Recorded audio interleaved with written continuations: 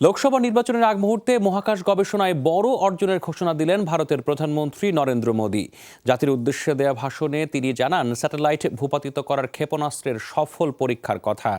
যুক্তরাষ্ট্র, চীন এবং রাশিয়ার পর চতুর্থ দেশ হিসেবে স্যাটেলাইট বিধ্বংসী প্রযুক্তি অর্জন করল ভারত।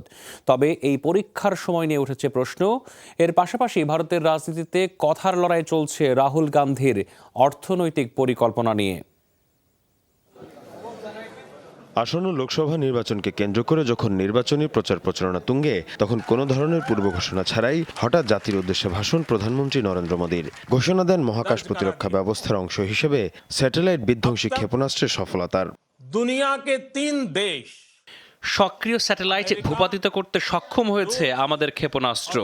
মহাকাশের ৩০০ কিলোমিটারের মধ্যে স্যাটেলাইটটি ধ্বংস করতে সক্ষম হন আমাদের বিজ্ঞানীরা।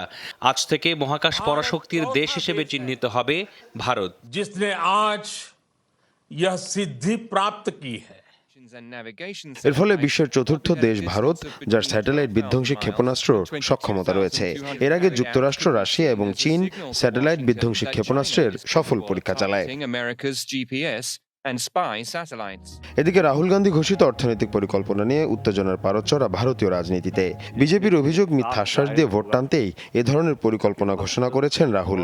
অন্যদিকে কংগ্রেসের দাবি, বিজেপির দুর্নীতির কারণেই অর্থনৈতিক সংকটের মুখোমুখি দেশটির সাধারণ মানুষ।